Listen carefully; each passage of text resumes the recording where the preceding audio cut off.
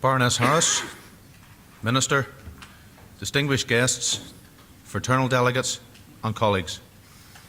This is our 43rd annual conference and my first address to conference since being elected Chairman of the Police Federation for Northern Ireland, and I'm delighted to extend a warm welcome to each and every one of you. I'd particularly like to welcome our Chief Constable George Hamilton and Deputy Chief Constable Drew Harris. You've both been here before, but this is your first PFNI conference in your new positions. At this point, I would like to pass on the best wishes of this Staff Association to the First Minister, Peter Robinson, and wish him a speedy recovery. It's been a year of change and transition for us. We've just emerged from our own elections. Each and every officer had the opportunity to stand for election, and your elected Federation representatives have hit the ground running. They are focused, they are capable, and they are committed to doing an outstanding job for the men and women who really are the PSNI, the people who answer the call and our society's bulwark against criminality, terrorism and the challenges that affect society. Last year, this Federation lodged a formal complaint with the Health and Safety Executive. This followed widespread street protest and unprecedented injuries to our officers during the summer of 2013. Hundreds of officers were injured. We lodged fact-based evidence and waited for an outcome. While aspects of the report were disappointing, we are pleased that as a result of our work with the PSNI, considerable remedial action has been taken with regard to alternative tactics designed to improve the safety of officers deployed on the front line. I do have concerns, however, that some of the timeframes referred to in the report do not take into consideration the severity of attacks on officers. Police officers should not be expected to be abused, assaulted and injured during the time it takes to bring effective measures into play.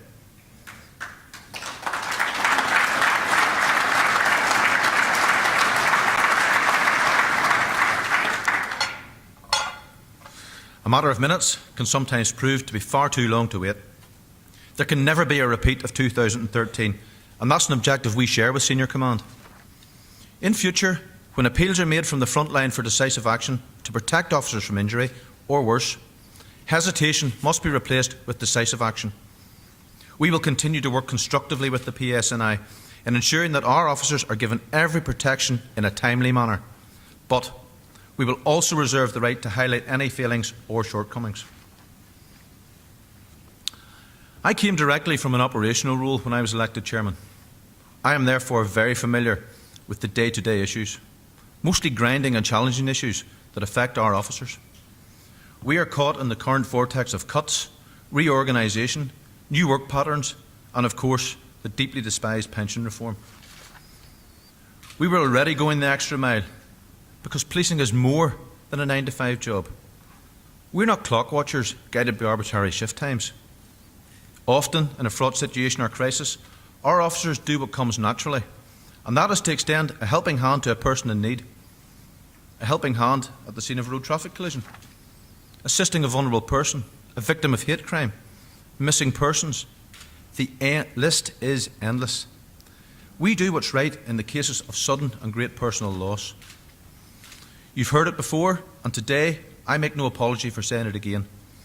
Despite the gloss put on change management, despite heartfelt and I have no doubt sincere commitments, our officers are going to find it increasingly difficult to deliver the service that this community has a right to expect. Their goodwill entails working beyond what is expected. That's what makes policing work.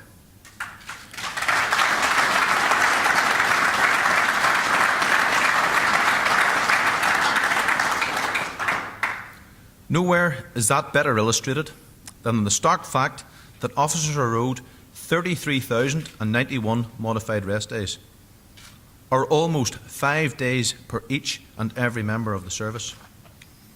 They're not knocking down doors to get what they're due. They're adapting their work-life balance to make sure that the sticking plaster that this represents is held in place to deliver professional policing. 33,091 modified rest days. That tells its own story of a service extended to the limit, of a service that needs help, of men and women who have an undeniable commitment to the job. 33,091. That represents a level of goodwill unequalled anywhere in the public sector. Shackle officers with oppressive and restricted working conditions, and very quickly this essential goodwill could evaporate. Fewer officers, restricted opening times at inquiry offices, less cash, and a reduced number of police stations will have a dire consequence on the PFNI's overall level of service. There is a harsh reality here. We will continue to do our best for people in their hour of need. That's in our police DNA. But far from being more responsive to the needs of the community, we will see a worrying reduction in service. Officers are caught up in an unprecedented shake-up, with members forced to gather statistics instead of being out in the ground serving the public. Minister, in the blame culture of today, that means organisationally we're too busy trying to keep ourselves right rather than doing the things that really matter. It also means longer waiting times for police intervention, if at all. Reduced visibility on the street, if at all. Fewer time-consuming and, yes, costly proactive operations, if at all. And greatly impaired investigative performance. This will inevitably lead to less public confidence in what we do and compromise our ability to deliver the police service our communities deserve. There is a wider context to what we do, and at the heart of it, it's change. Officers have been through constant change and flux for the past 15 years or so, with the goal of evolving and making policing more effective in a changing society. Constant change management processes have a detrimental effect on officers' psychological well-being. And it's within this context that there has to be an appreciation that a shrinking workforce needs some degree of stability. Because we do change well, doesn't mean we should be doing it constantly, or have change for the sake of change's sake. One thing is certain, there is no lack of focus or motivation from police officers.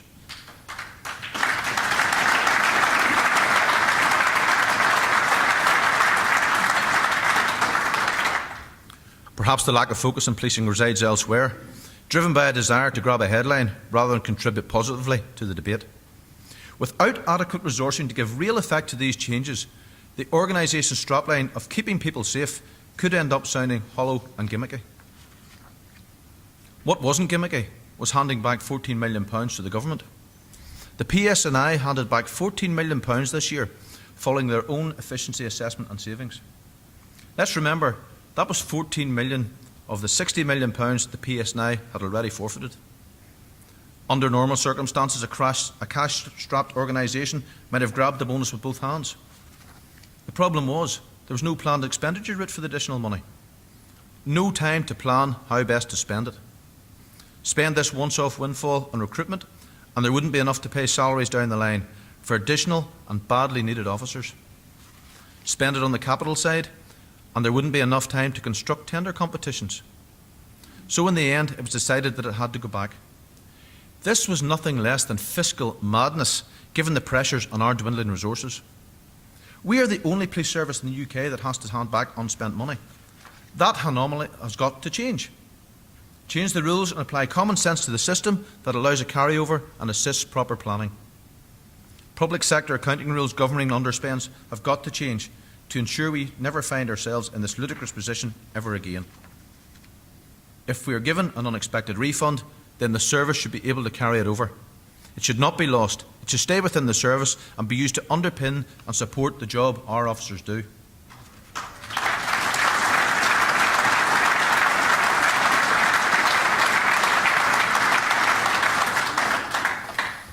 A few weeks ago, we were told that recorded crime has risen by 2.3%. or 287 recorded crimes per day. Violent crime was up 5.7%. The clear-up rate was less than 1 in 3. I'm no prophet of doom, but we all know the situation is set to worsen.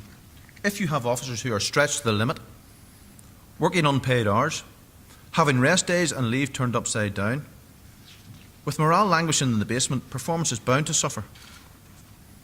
In every station I've visited since becoming chairman, there's a palpable frustration from officers who are feeling increasingly inhibited in carrying out their duties. Response times will inevitably deteriorate, and to the frustration of officers, an increasing number of calls will go unanswered. In some busy towns, it's commonplace to have just a skeleton staff on duty. They find it increasingly difficult to serve the needs of the community and keep themselves safe. There's an increased risk to their safety, and understandably, they feel exposed and vulnerable. That, Minister, is a shocking indictment. There will be criticism from the public, and rightly so, and criticism from politicians. But it's worth putting down a marker right here that officers want to do what they're trained to do. It's not their fault that crime is rising and response times are slipping. It's simply down to the fact that the very apparatus that has enabled the PFNI to deliver effective and efficient policing is being progressively eroded to the point where we no longer have the resilience to effectively serve the public to a satisfactory level.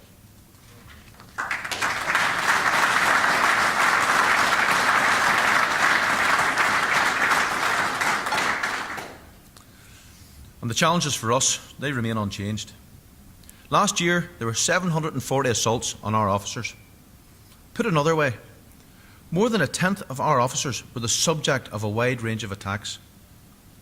We are the only public service that is required to put ourselves in harm's way and has to endure this level of abuse. Our interventions to protect people often lead to our officers being hospitalised. That means debilitating injuries such as fractures, which involves long recovery times, or a psychological illness that requires long-term treatment. There is no real appreciation of the knock-on effects assaults and injuries have on our men and women. There is a clear risk in doing the job, but that seems to be overlooked. Sickness levels make banner headlines, but what they don't tell us is the extent of injuries or illnesses, or the demotivational impact they have on the individual. Morale is low, and it's getting lower. We know the PFNI is moving to a more robust system of sickness management. Greater efficiencies are achievable, but not at the expense of people's health and well-being. We are not desk-bound civil servants in government departments. Senior command should acknowledge the pressures officers endure and how lives are turned upside down because of illnesses and injuries sustained directly as a result of protecting society. Chief Constable, put your officers first before implementing efficiency strategies that fail to acknowledge the simple facts of policing this society.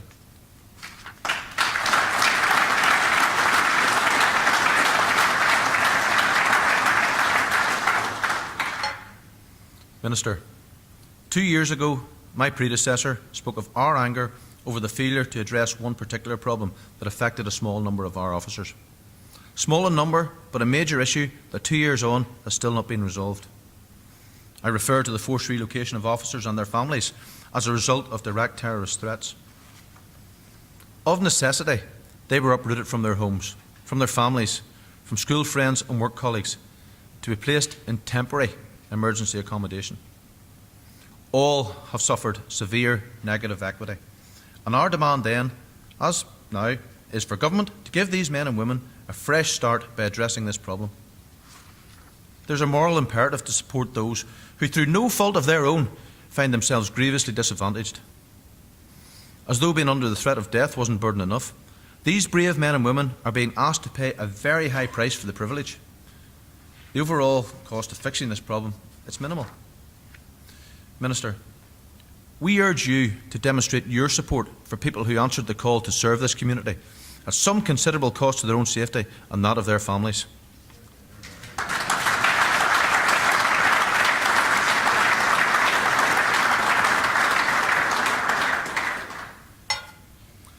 There's one more appeal I would make from this conference today. To the politicians who decide financial allocations and budgets. Think again about what you're asking us to do and what you're asking this community to accept.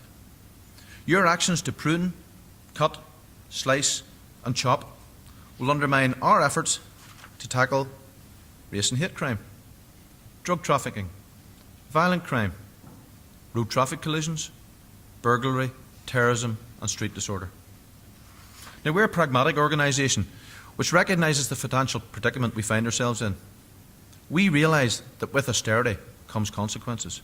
But you cannot salvage the bottom line and expect performance and delivery to remain unaffected. 15 years ago, we were 13,500 strong. Today, we sit at 6,800. The continual erosion of our numerical strength has a direct impact across our operational capability and resilience. The decline needs to be stopped in its tracks before we are damaged beyond all recognition. The public and the politicians will see a dramatic difference. They rightfully demand a service they can rely on, a service they have a right to expect, and it's a service we want to provide. It is not too late to have an urgent rethink. Invest in what's required to support the advances that have been made, rather than continue to allow the rot to set in. And here, let me quote a senior politician.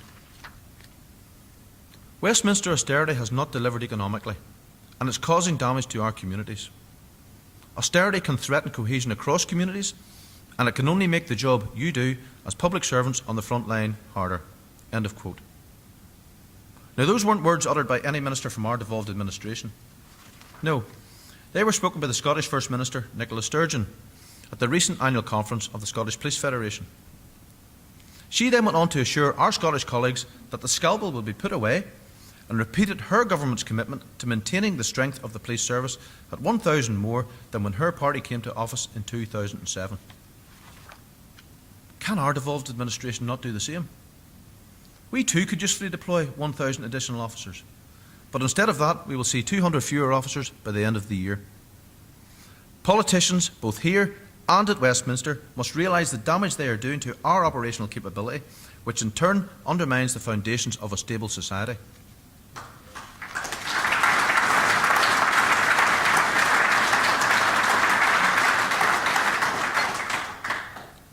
Chief Constable, over the years, police officers part-time have contributed massively and selflessly to our community. Their local knowledge and skills, brought from their professional lives outside policing, have been invaluable. In times when we see officer numbers being drastically reduced, there needs to be a realisation and a recognition that police officers part-time can continue to have a valuable role to play in the modern PFNI. The resource has to be better managed. There can be no argument there. But I would urge you to refrain from an excessive or overzealous approach to this group of officers. The imposition of a maximum 144 hours per annum is unfair and unjustified. Instead, focus on the work they have done and continue to do in partnership with their full-time colleagues. It's not only budget cuts that threaten us. Terrorism too continues to demand eternal vigilance.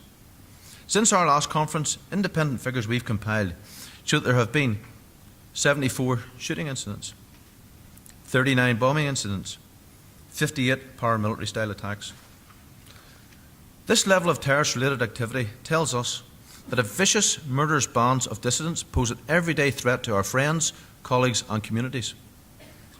We've witnessed a number of potentially lethal incidents in North Belfast and Londonderry. Attacks that could have had unthinkable consequences were it not for a combination of professionalism and good fortune. We have scored notable successes, and this has not been achieved in isolation.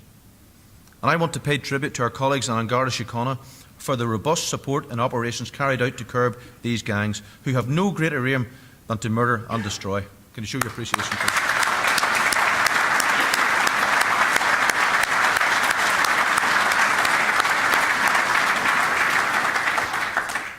We have to remain vigilant as we continue with the decade of centenaries, which are highly emotive and could potentially fuel an upsurge in activity.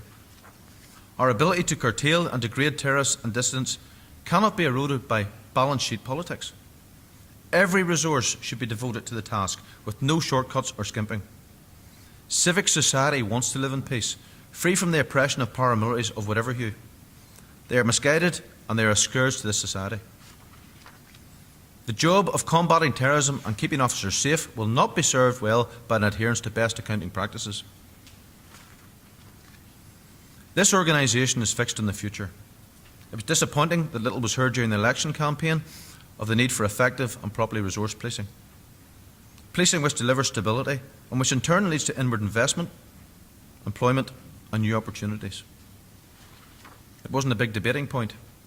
It hardly registered on the manifestos. And it didn't trip off the lips of candidates as they knocked on doors looking for votes. At a time of worrying change and the likelihood of reduced service levels, this omission was somewhat surprising.